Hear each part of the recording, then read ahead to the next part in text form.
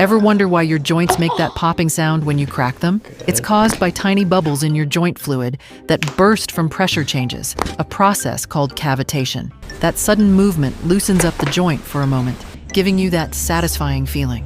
It's the same principle used in manual therapy, where physical therapists gently adjust joints to relieve tension and pain. But don't try it on your own. The relief is temporary, and doing it wrong might make things worse. Always see a professional if you're dealing with pain.